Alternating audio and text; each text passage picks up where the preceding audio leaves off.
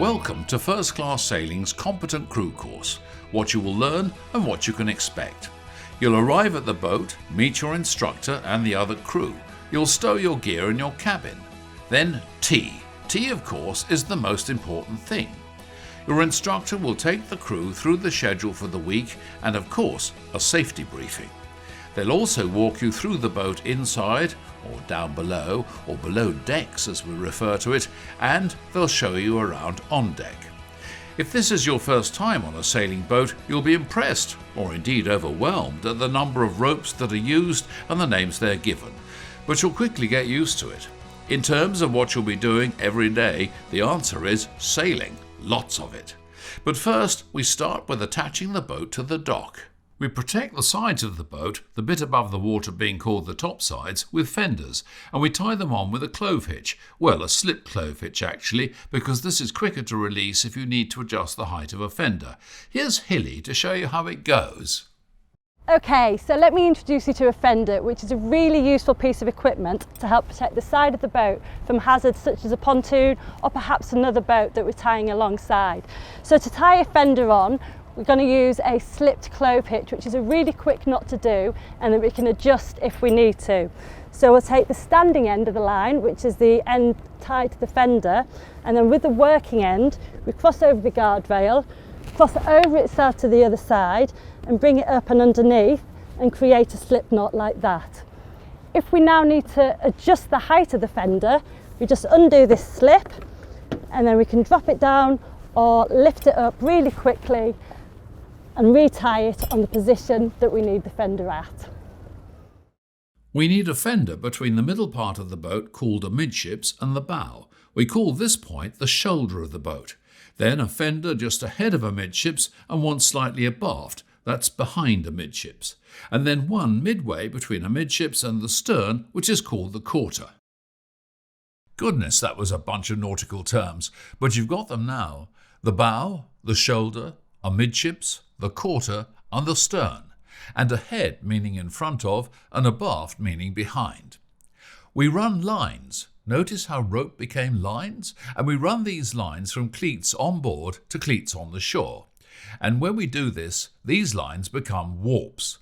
So you have mooring warps. One to attach the bow to the shore, one for the stern, and then two to keep the boat in one place and stop it moving ahead or astern along the dock, and these are called springs.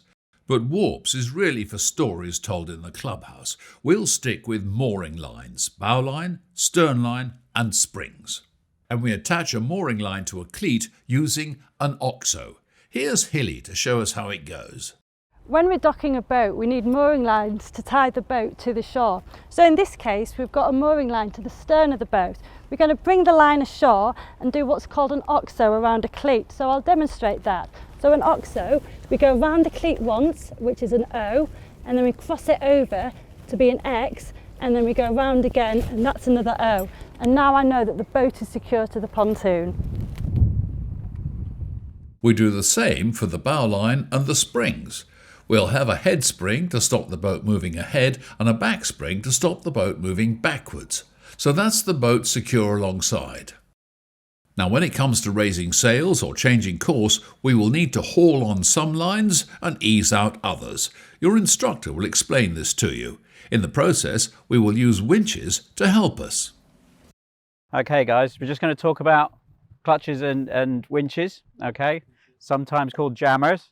Okay, the first thing I'm going to talk about is the winch, and that basically gives us some mechanical advantage. When we're hoisting the sails, when we're pulling in the sheets on the sails, it actually gives us some mechanical advantage. Macy, if you could pass me a winch handle, please. Just going to show you. So these are what they call two-speed winches, okay? And they actually go in two directions, okay? Fast and slow, yeah?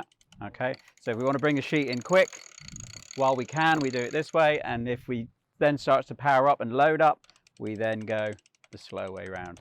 Okay, winch handles, very important. We've only got a couple of them on the boat. 3 places for a winch handle, all right? In your hand, in the winch, or in the winch pocket. If you look where Macy puts that, guys. Okay, happy with that? Don't want to see them on the decks or anything like that. All right. So our sheets, okay, so we use them for various different things. They run through the jammers. The first thing I'm going to show you is how they work in the winch. All right. Okay, I'm just going to open this out, ease it off. Okay, so when we want to load the winch up, guys, we don't want to get our fingers and thumbs trapped in it, yeah? Okay, so what we do is we keep our hand away. You see how my hand's lined up? Little finger, if you like, towards the winch. Away from the winch, slide away, around, slide away, yeah, around, slide away, okay? This little gizmo on top is what we call a self-tailer, okay? So we've got our 3 turns, over the nose of the tailer, into it, pull up tight, okay? And then Macy, if you could pass me the winch handle again. Okay, so winch handle, these ones are quite clever, just a little button. Sometimes they have a little twist on top. Push the button, in it goes, and then I can load the winch, and you see the speeds on the winch, yeah? Happy with that? So we'll only ever pull in one direction, yeah? But you get 2 speeds for it to go around, yeah? Happy with that? Okay. If I pass that back to you, Macy. All right. When I want to unload the winch, guys, what I don't want to do is this, just to let it go, yeah? Because if there's a load on it, if we don't have the jammer closed, all of that line is going to go shooting through under load. So what I want to do is take it out again the same way, under tension, okay? Now if I want to let a little bit of line out, I don't put my hand around it, I just put my palm on it, and I just ease it off gently, okay? And that leads us on to the jammers as well, okay? So the jammers, if you take a look, if I just take that line out, it's not under load, okay? The jammers, when it's open, the rope goes both ways, yeah? Understand? When I close the jammer fully, I can pull this way, but it won't come that way, yeah? And so when I'm winching up, that again gives us an advantage. When we're winching up, it stops the line going back through. The issue we have with jammers, what we don't ever want to do is just try and flick one open. If it's loaded, you may not be able to get that open, or you'll damage it trying to open it. So what we have to do, load our winch. Yeah. So if I needed to drop the sail or ease something out, winch handle please again, Macy, my winch handle person. Thank you very much. Okay, I take a little bit of weight. You see that lift up just that ever so slightly. Now I can open it easily. Now I can take my winch handle out. Just hold on to it for a second. Now I can take the pressure off, ease it off, and then if necessary now I can take it off the winch. Does that make sense, guys? Happy with that? Anybody want to have a go? Yeah. Yep, cool. By the way, if your winch has turns round it from top to bottom, then it's referred to as dressed. Now we're still on the dock, let's have a look at a couple of useful knots that we will need. First, the bowline. Over to you, Hilly. Okay guys, so now I'm going to show you the bowline, which us sailors like to call the king of knots, because it won't come undone under pressure, but we can always undo it easily. And the point of a bowline is to make a loop, like we saw at the front of the sail. So we start with like a number 6 here, and we've got to make sure this bit is on top. And then with the other end, the working end, we go through the back, we sometimes call it the rabbit hole, round the tree, and then back down through the rabbit hole. We pull that tight, and here is our loop that we're going to use, and this will not come undone under pressure. When we do want to untie it though, we just turn it over and we break its back, and that just pops out really easily. So there you go, the bowline, the king of knots, or I like to call it the queen of knots. So now I'm going to show you a stopper knot, and this particular one is called a figure of 8, and you'll see why in a minute. So we're going to start by making a head, we're going to strangle him, and we're going to poke him in the eye. And there we go, a stopper knot, and you can see it looks like a figure of 8. And this is going to stop the line getting pulled through one of our jammers or clutches. So we've just seen the stopper knot, and the way this comes in useful is if, for example, we drop this line and the wind gets the sail and starts pulling it through, we know it's going to stop here and that's not going to pull through this hole. It's really useful on the cleats as well and the jammers, so it stops it pulling through those too. Okay guys, so you'll hear me say an awful lot, if it can tangle, it will tangle. And something we need to do with our lines, especially the furling line, but equally all of the main sheets, the main halyard and whatever, we definitely need to do something we call flaking out. And basically what that is making sure the line will run. Okay, and probably get a prime example of it can tangle, it will tangle. So all I'm doing is running the line out to make sure that it will actually go through the pulleys, go through the blocks that I need it to. You can see this twisting in my hands, yeah? So all I'm doing is paying this out on deck. So I've got what I need here, and then I can just pay the line back through. If you pull the line through there for me, Donald. Yeah, so just pull, so undo the jammer, that's it, perfect, mate.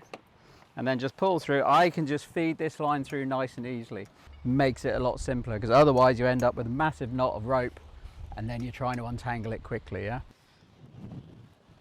Okay guys, before we get going, we just need to run through life jackets, okay? Whenever we're at sea, whenever we're working on deck, when we're putting the boat to bed or getting ready to go, we will wear our life jackets at all times, okay?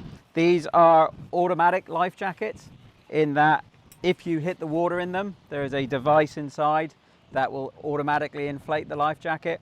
Okay, inside there is the little auto inflation device, and then you can just see when you look at yours, when we hand them out in a minute, you'll see the little cylinder that actually puts the air into the life jacket.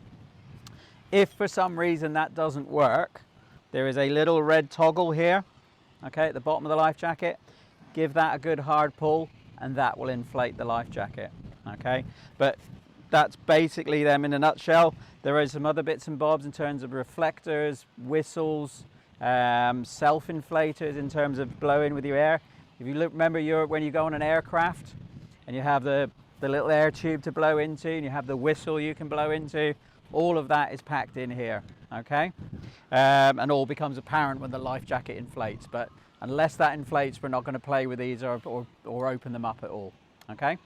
So putting the life jacket on, it's basically like putting on a jacket. Hold it by the collar, slip it over one shoulder, slip it over the other, okay? And then buckle up in the middle. The buckles are a little bit tricky. They just twist in and then flip out. Yeah.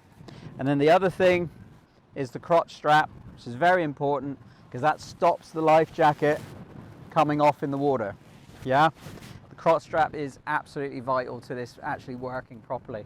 And it just goes through the legs and clips in. Okay. Now to adjust all of this, you'll see there's a buckle on the side.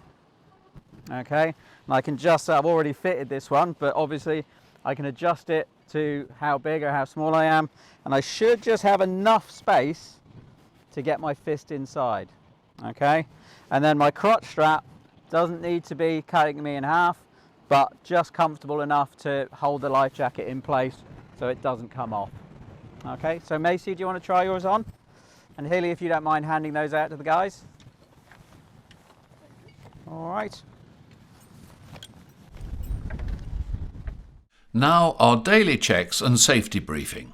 We start with wobble. This is the engine check and stands for water, oil, belt, battery, leaks and exhaust. Here we have a 4-cylinder water-cooled diesel engine. The engine is cooled by a closed freshwater system, and this in turn is cooled by an open raw water system. The raw water comes in through the seacock into the bottom of the raw water filter and out of the top of that, and then it goes all the way round into the heat exchanger, and from there it exits the boat through the exhaust. So when you're running the engine, you check the exhaust to make sure the water's coming out, and if it is, then the raw water system is working fine. In the meantime, it's being pumped round by the raw water pump, and inside there is an impeller. This heat exchanger is cooling the sealed freshwater system which is in here, which has some coolant in it, which is why it's green. Now this yellow chap here is the dipstick for the oil, so we'll just pull it out, and the oil level should be between the 2 marks, and it's fine.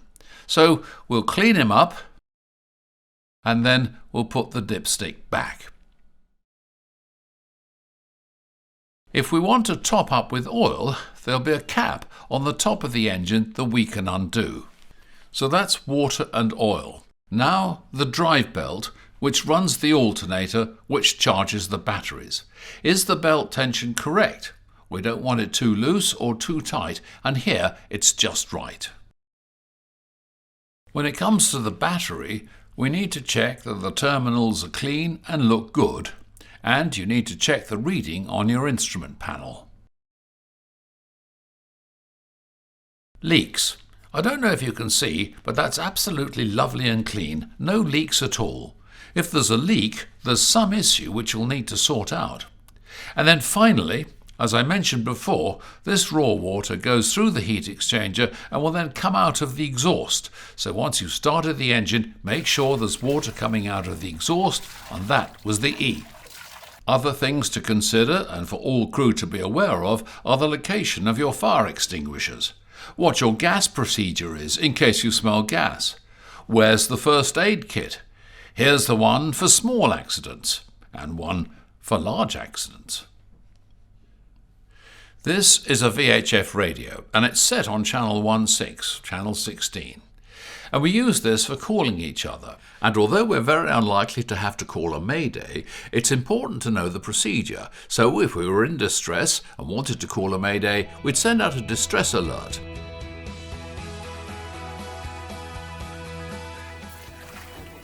So let's return to the fun business of sailing. With the engine started, we depart the dock, ready to put what we've learned into practice. Now it's time to raise the mainsail. First, we need to motor the boat with the bow facing into the wind, so the wind can pass either side of the sail without filling it. Then we need to remove the sail ties that have held the sail onto the boom. And now, with someone at the mast sweating the halyard and someone in the cockpit taking up the slack on a winch, we raise the main. With the main raised all the way to the top, we can alter course so that the wind catches the sail and begins to power up. Next, we need to slacken off the topping lift. This is a line which runs from the masthead to the end of the boom and which prevents the boom from falling onto the deck when the mainsail is down.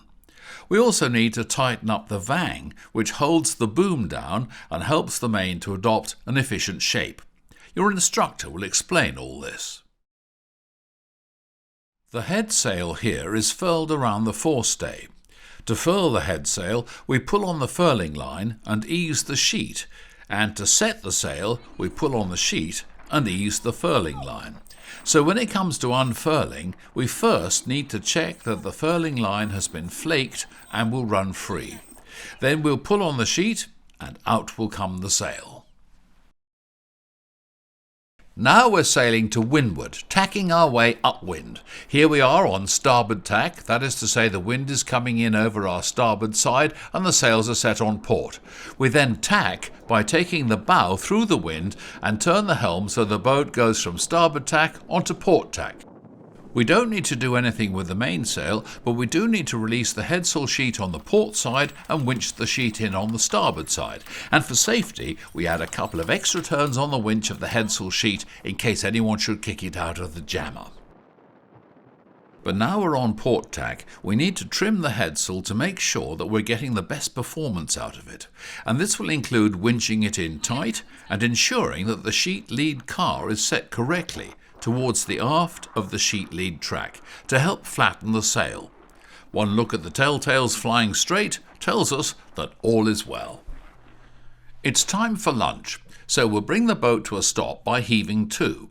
This is where we tack the boat but don't touch the sheet, so the headsail lies aback. Now we have the wind on the main driving us forward and the wind on the headsail pushing us back, and with the helm turned towards the wind, the boat will come to a stop and will level up, and the boat will be in balance. After lunch and the washing up, we sail out of the hove-to position by centering the helm and allowing the wind, which was on our port side, to come round the stern of the boat onto our starboard side. This is known as jibing, where we take the stern of the boat through the wind. Ready guys, jibing. Let's look at that again. The first thing we do before jibing is to centre the main. Here we're on port tack and we'll jibe onto starboard tack. As the stern goes through the wind, so the wind will get behind the sails and the headsail will start to come over and then the main will come across. We don't need to do anything with the main sheet at this point, but we do need to ease the headsail sheet on starboard and take up the sheet on port. And then at this point we will ease the main sheet to let the main out. We do need to set the sheet lead car for the headsail to the forward end of the track to allow the sail to adopt a fuller shape. However, when we're sailing to windward, close hauled, we want the sail to have a flatter shape, and so we set the sheet lead car to the aft end of the track. Now, reefing. When the wind strength is too much for the amount of sail area we have set, we need to reduce sail. This is called reefing.